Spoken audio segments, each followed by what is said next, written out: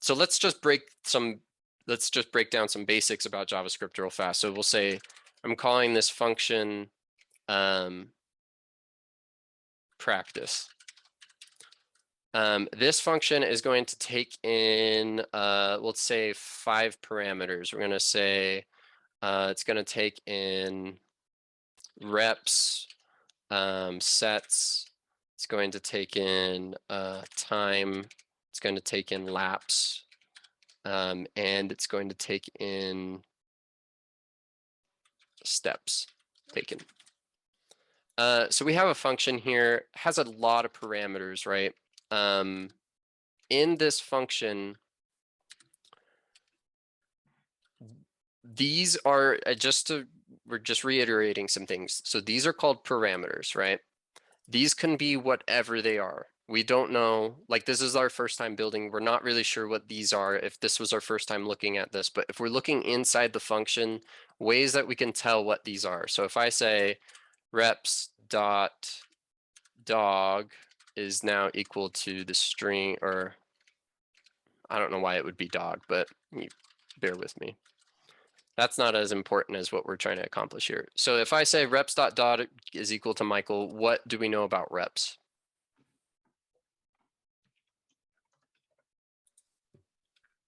Awesome. It's an object, right? Whatever. Now reps could be, it's just a parameter, right? So this isn't a variable of any kind.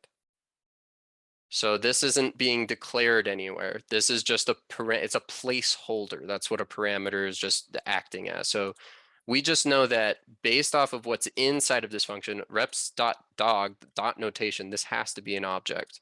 If I said sets 0 dot bar,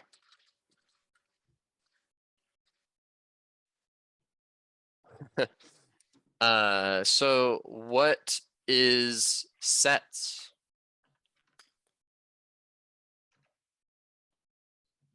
Array of objects. Awesome. Set specifically is an array, and it has objects inside of it. Perfect. If we said time, we're going to say time is going to take in sets. So what's time?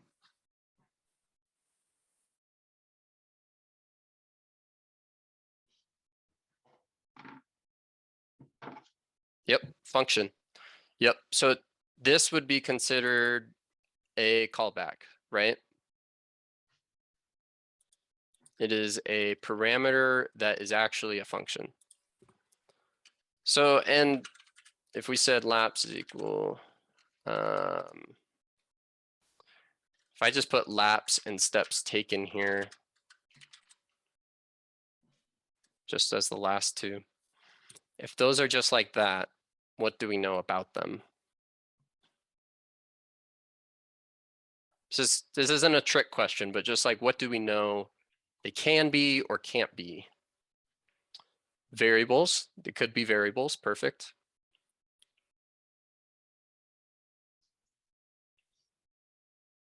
Be any of the basic data types, not arrays or objects. Yeah, exactly. Perfect. Any data types, right?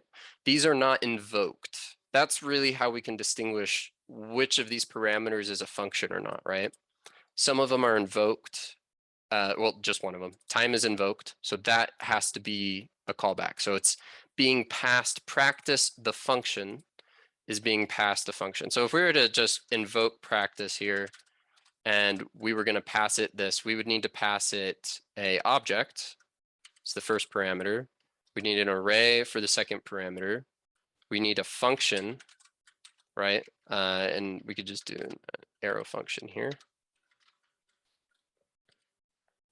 We would need we could do a string here, and then we could do why not a number, right? Way many steps. So that's what we're saying. So we invoke practice. This is what we're passing into it, right? We're passing in all of these different things as parameters to it. So the callback specifically, and this is, I'm just going over the basics of JavaScript. Hopefully this isn't terribly new, but if it is, that's okay too. We're just going over some of these concepts. Awesome.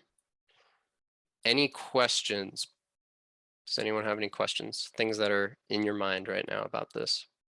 Yep, I've got a quick one just to help me solidify it a bit better. So the premise of a callback is, in fact, that it's being fed to a function as an argument versus being just another function declared within a function.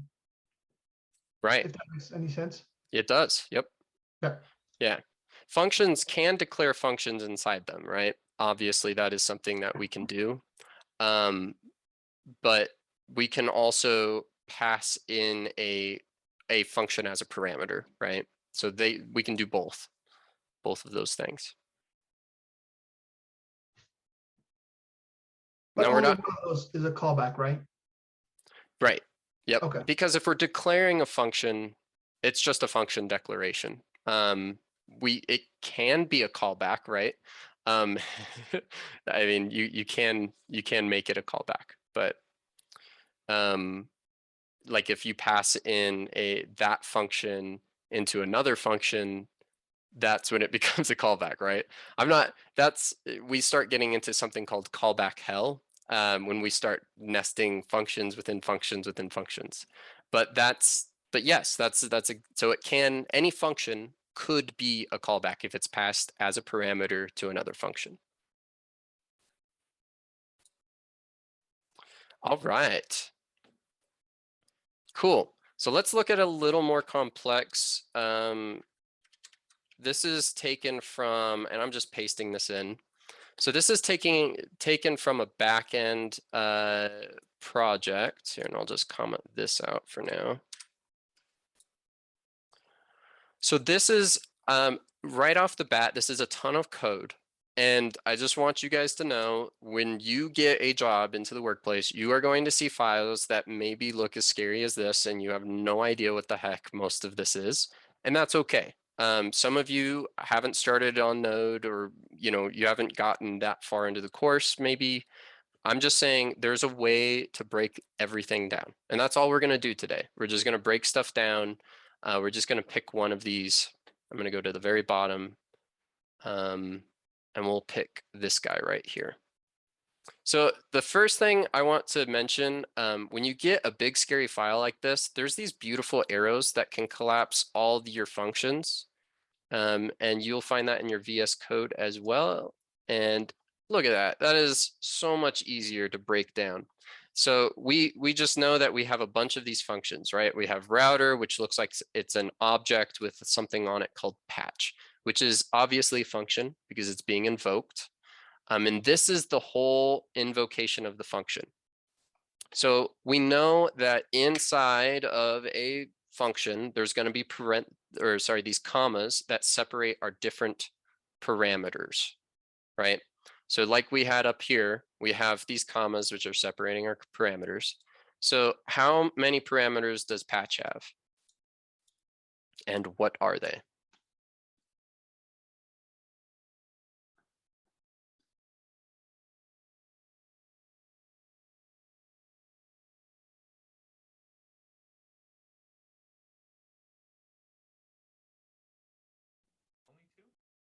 Only two. Yep, we only have two. There's one comma separating both of the parameters, right? One's a string.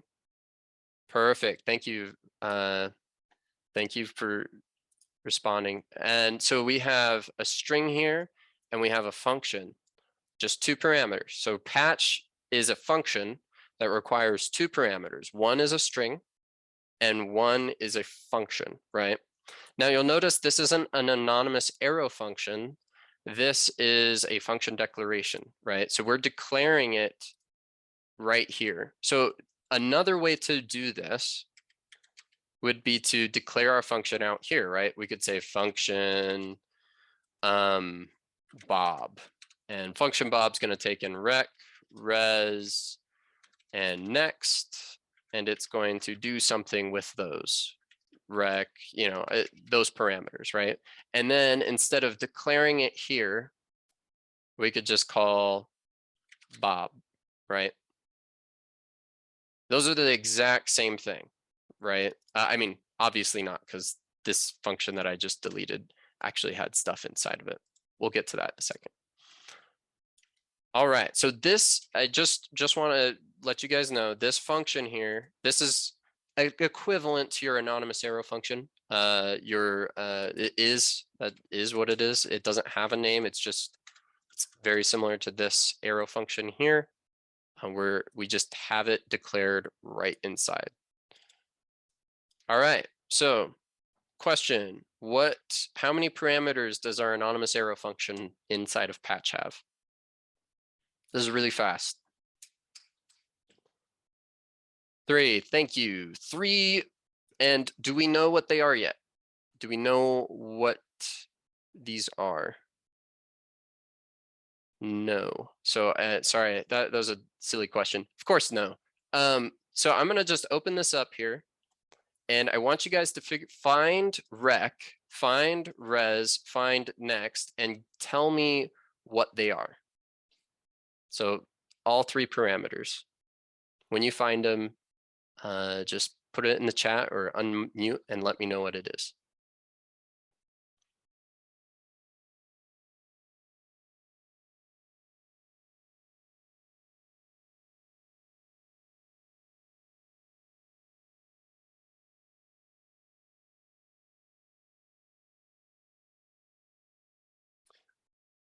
Awesome.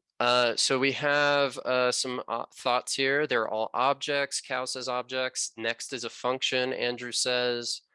Remember, look at look at them. Look at what comes after, right? We know that functions are invoked. Objects can have dot notation or bracket notation, technically. So keep that in mind.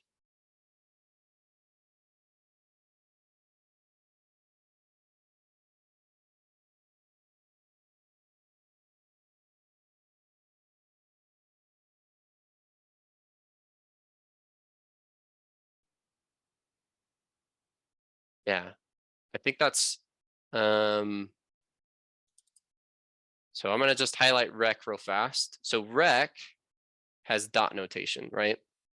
We see rec.params, rec.body, rec.params.id. So this is an object, 100% because of that dot notation. We'll highlight res for a second here. I know I have the magic button. It makes it a heck of a lot easier to find them. Res.status 200.json. Yep, object, 100%. That's dot notation, right? Even though status is a function, right? Status, if you look at this line, status invoked and JSON invoked, those are functions. Res is using dot notation, so it's an object with functions on it, right? Just to briefly show you that, it'd look like let res equal object, and then we'd say status, and then we'd have function, right, does something, right?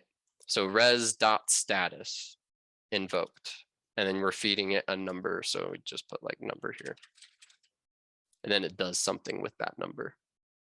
So res dot status, so that's the same. And then we see next here, our final parameter, that is being invoked. So that's a function that we're passing. All right. So we're just going over identifying what is what. We haven't even touched on implementing this quite yet, right? Which we're going to now. We're going to practice building out a callback ourselves. For those of you concerned about that, I promise you it's not going to be terribly difficult. What we're going to do is we're going to build a function that is going to return the string hello. And I have a prompt here too. I'm going to pull this up. And let me delete the solution real fast. All right. So we need to have a function that's going to return hello plus whatever it is fed. So it's going to be a string, right? So we're going to feed this function one parameter that's going to be a string, and it's going to return hello, whatever we fed it. All right. Welcome back, everyone. So we're just going to go through this really quick. What we did, first we created a function that is going, welcome. We're going to create a function called greeting. It's going to take in something. And then it's going to return our, what did I say? Hello. And we wanted to return also what we had, right? I heard a lot of different ways of people doing that. That's great. There's many different ways to write code. So this is another, yep, this is just one way to write that, right? So we're just adding the string hello to whatever is fed to greeting. So I'm gonna just cut this out for a second, and I'm gonna hop over to this. I'm gonna use Google's console here to define this. So I have this function called greeting. Now I know a lot of you were asking me, hey, are we supposed to be able to run this? Yeah, I'd love to have gotten that figured out, but it was giving me grief. It had to do with the React stuff I was doing that's breaking it. But if I feed the string, if I have to feed it a string, so if I feed it Michael, right, I should return hello, Michael, right? That's what our function greeting should be able to do. It's just adding hello and a space to our string. So when we invoke greeting, it's expecting a string, right? All right, so that was step one. Let's go back here. Oh, go away, meeting controls, hide floating meeting controls. Cool. Step two, we're going to write a function called process input. And this is going to take in a function as a parameter. I'm going to call it callback. And what we're first going to do is the function will first save the result of the user's input. So that would be like let input equal, and then I said there's a few ways we can do this. We need to store input, and one of the functions that we have access to is prompt. So I'm going to say prompt and give a message. And then I'm going to and puts that input into the parameter. So callback is a function. I'm going to stick input into the function, right? So what this means is if I pass so callback needs to be a function. We know that because it's being invoked here, right? So we're breaking up two different processes. One process is going to collect info, and one process is going to add hello to that info.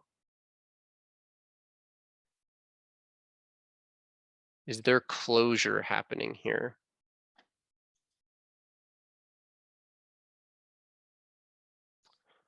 I can't remember what closure references specifically. It's one of those terms that escapes me, so I couldn't tell you, sorry. But I can tell you that we're declaring a variable. We're calling this function called prompt, this prompt function, and I'll show you what this does exactly. If we go over here, where'd it go? Oh, I deleted the tab, that's why. Let's bring that tab back here. Okay. And then let me grab this function again.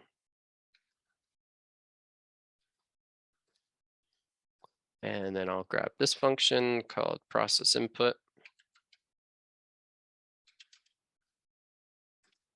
So we've saved both of those. But I'll show you what prompt does really quick.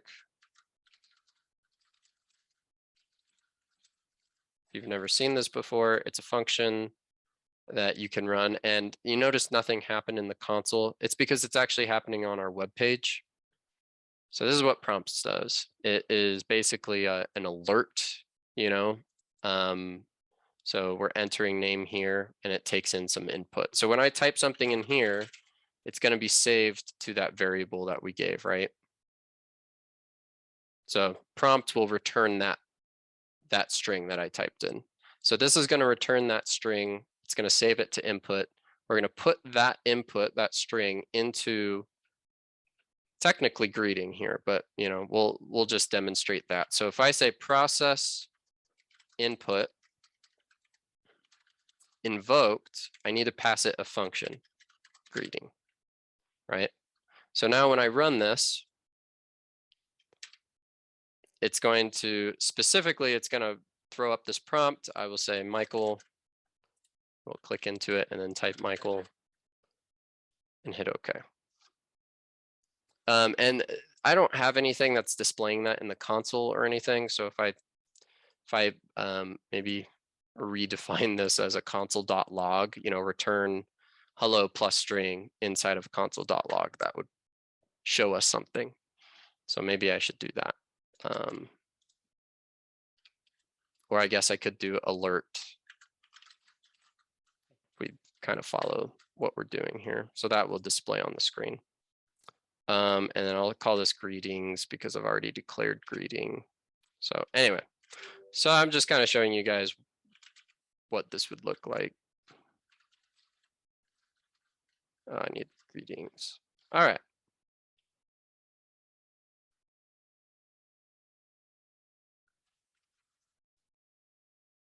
So Michael, hello, Michael, right? React, I'd say one of the big benefits of React is it is reusable.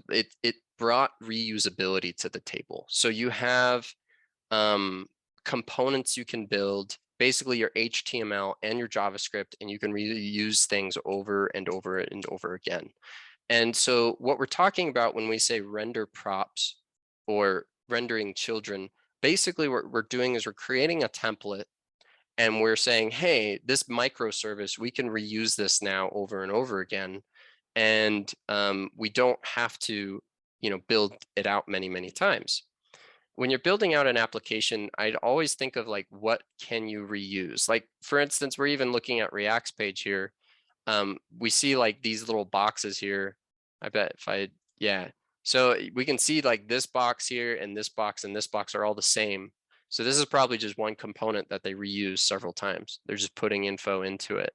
But you definitely see it with Twitter, right? Like as you go down the feed, each post is the same.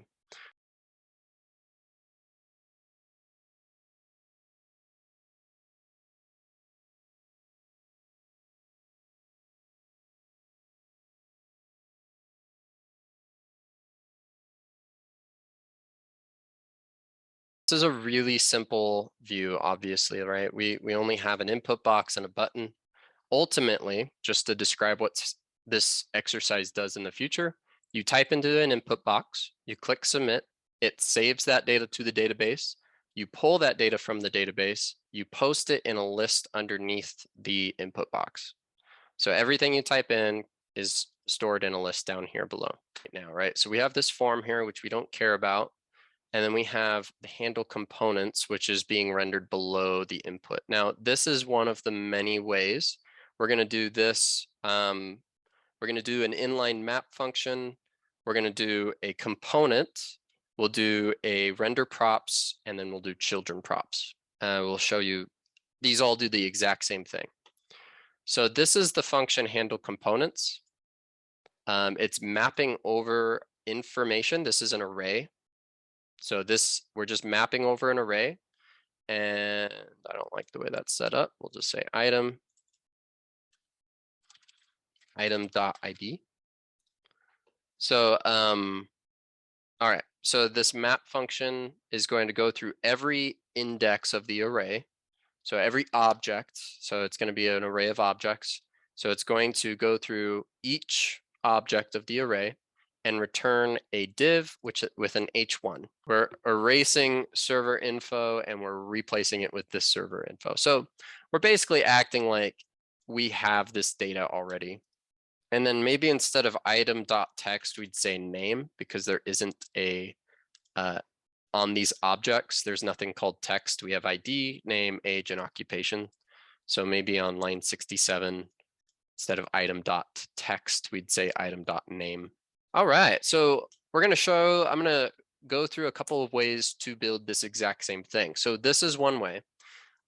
This is pretty much the exact same thing as building a different component that would deal with this. So this isn't a really effective way to do this, I'd say. You might see this. We would say, basically, let's just do this. You might see this. The only problem is that needs to be parentheses. And no return. And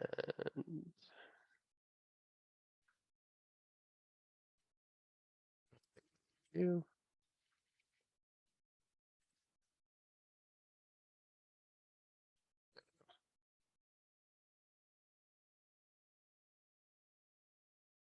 And I'm breaking my code. It does. I promise it does. Where's my div? There it is. Okay. I knew I had something extra there. All right. And oh, that's not what I wanted.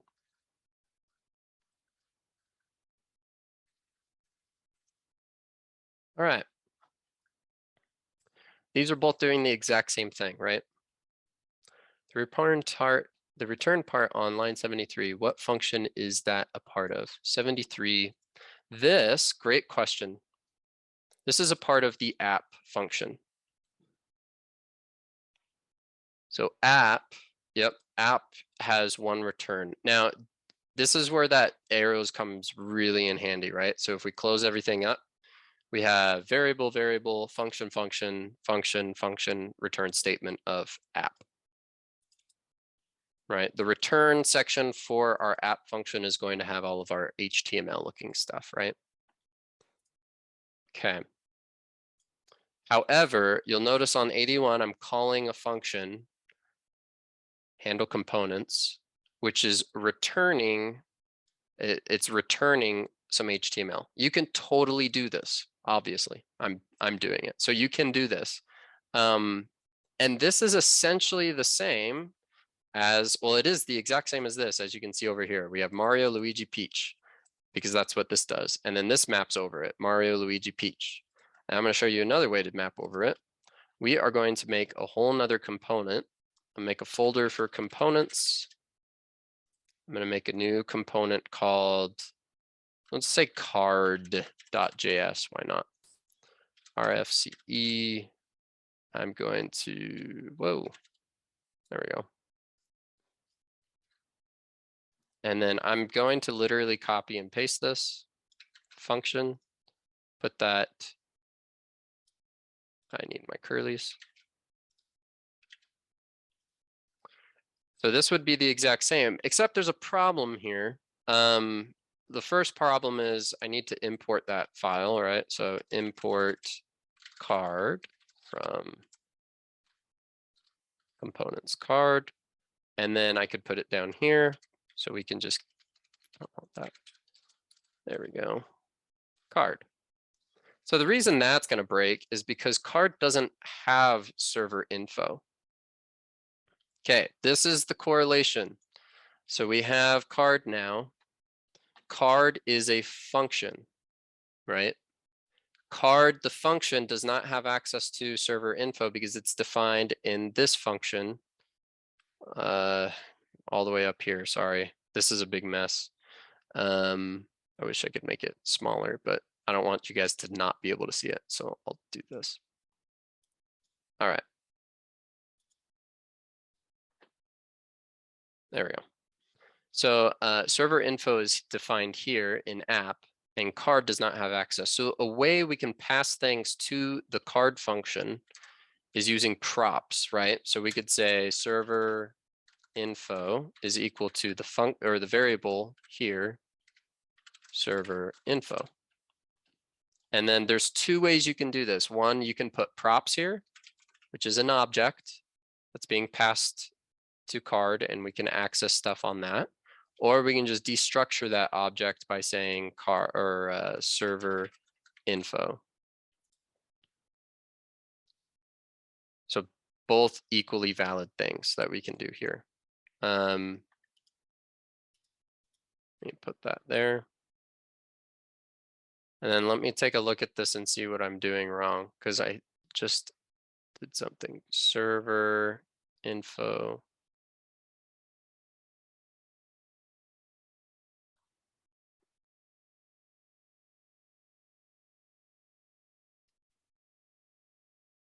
All right.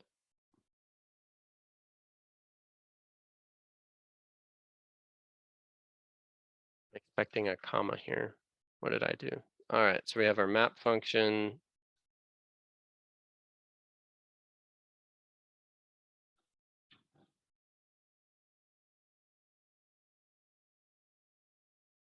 So why is props going to be the same problem?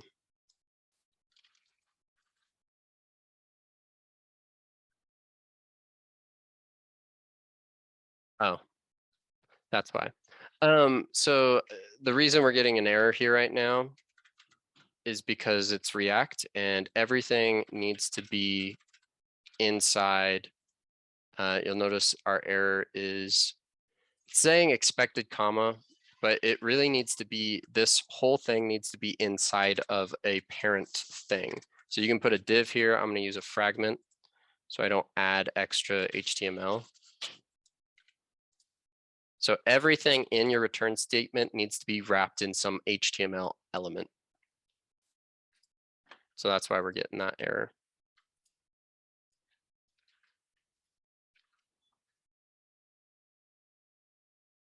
All right, so now we have 3 of them, all doing the exact same thing. So just to kind of reiterate this for a second though, we have card here, the function, which is just a map function. We have a map function here, and then we have a built-in function here. There's all of these are valid ways of doing it. And then we're going to get into passing children props. Now, we can actually pass functions on, there's the 2 other ways. Next we have render. Let me do, I'm going to have to make a new element, but that's okay. We'll say, I'm going to call this one people, and this is going to have a render. And then we're going to have another one, and we'll do children. And I'll call this component child. And we'll do this.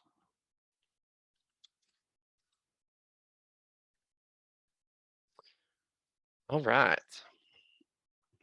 All right, so again, what we're doing ultimately is we're mapping over this data. When we pass a prop called serverInfo, this, we can name it whatever we want. Same with render, right? We could, this is what we mean when we're saying render props. We're passing a function as a, like we're passing it to another function, right? So it's very similar to our callback. Where it really comes in handy is when we now can reuse this component people and pass it whatever we want to display whatever, whatever info. And then the children component, you'll notice in the React documentation, if you guys read that, it's pretty much the same thing. Let's go ahead and do this. So we'll build out those 2 components.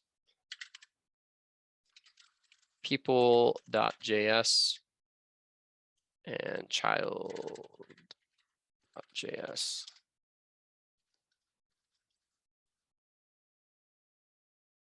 All right. And we're going to take in render. Wait, child was child is children, people is render. Okay, So something to know about this, this is the implicit way to pass children, right? So if you're gonna do that, this is child, yeah. We're gonna go back to child. So we're gonna actually pass it children. And we're just gonna return children. So we're gonna pass this something and it's just gonna like show it, right? So technically, if I go back here, well, let's do people next, so you guys can see the similarities here. So people is going to be passed something called render, because that's what we're passing that one.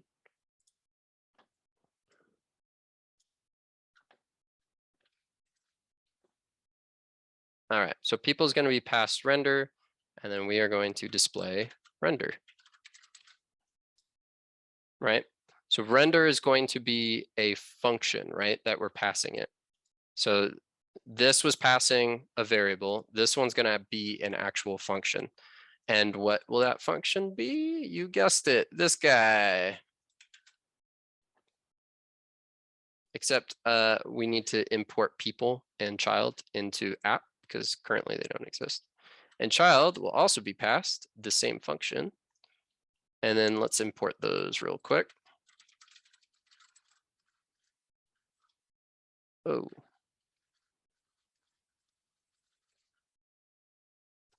People. I was like, what? What did I call it? Come on now. All right, there we go. And I think there's just going to be a problem with syntax here. All right, render is going to be serverinfo.map. We're going to pass it item. And I think we want.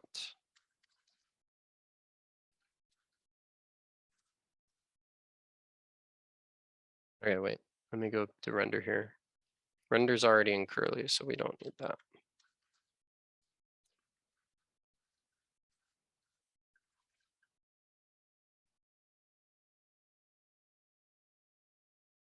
Now, if you had variables in the people component, you could share them with the parent using this method.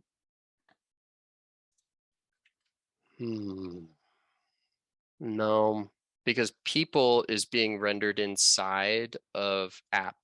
So people is creating state inside of it. So it's like, it is exactly like this. So we have the function app. This function is wrapping the function people. And if people has stuff inside of it, because of scope, it can't go up, right?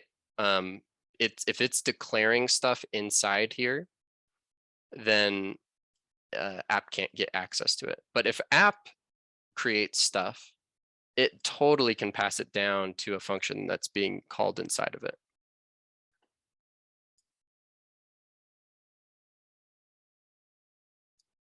Okay. Let me take a look at my function here, and I bet you we are having a problem because remember what I told you guys before, everything's got to be wrapped with something. So I'll just do a div here.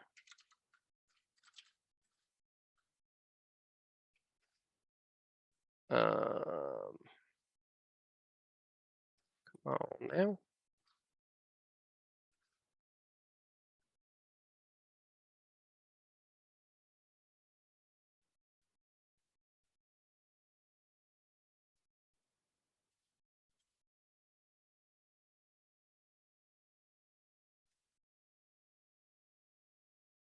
And this is really putting me through it today. There we go. All right.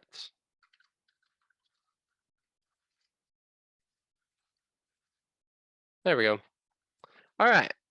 So now we have recreated this 4 times. I've shown you guys 4 different ways to do the exact same thing. So we're mapping over Mario, Luigi, Peach, Mario, Luigi, Peach, Mario, Luigi, Peach, Mario, Luigi, Peach. 1, 2, 3, 4, 5 times. 5 times? Wait a second. Did I do 5? 1, 2, 3, 4. I did do 5. So we're doing it 5 different times. But let me show you something really cool with this, right? So we have child, right? This is my favorite way. When we're talking about rendering, I personally don't love this syntax because it's all wrapped inside this guy. I don't know. This just makes more sense to me. I personally like this if I was to pick child rendering. But check this out. If I wanted to reuse child here, I can just do that. I can just pass it whatever I want, right? What if I just wanted it to show server info at index 0? Sure, dot name. I wanted occupation specifically. Well, it's going to do that. And it's going to be down here, right? Because this is the last thing in my app component. I can reuse child wherever I want now in my application. I build out this component once, and then I can reuse it wherever I want. Now, obviously, this is a really basic example of what you can do with this. Maybe this is a modal that pops up, and you want to use that pop-up in many different places. All you have to do is create that component once of what needs to be in that modal, and then you just feed it different text, right? Maybe you feed it, or maybe it's a function like this map, right? You want that modal to show a list of things, whatever you want. This is the reusability of React, and this is why did we go over callbacks? Because that's exactly what we're doing. We're passing down functions to a different component, right? We're passing a function as a parameter to another function so that we can use it later in this function, right? And that's key to remember. And remember, when we pass down many things, like I'm only passing one here. If I pass down more things onto this, like function is equal to setServerInfo, right?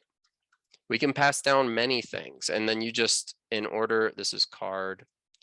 In order to grab those, you can either use props or you can just destructure using an object.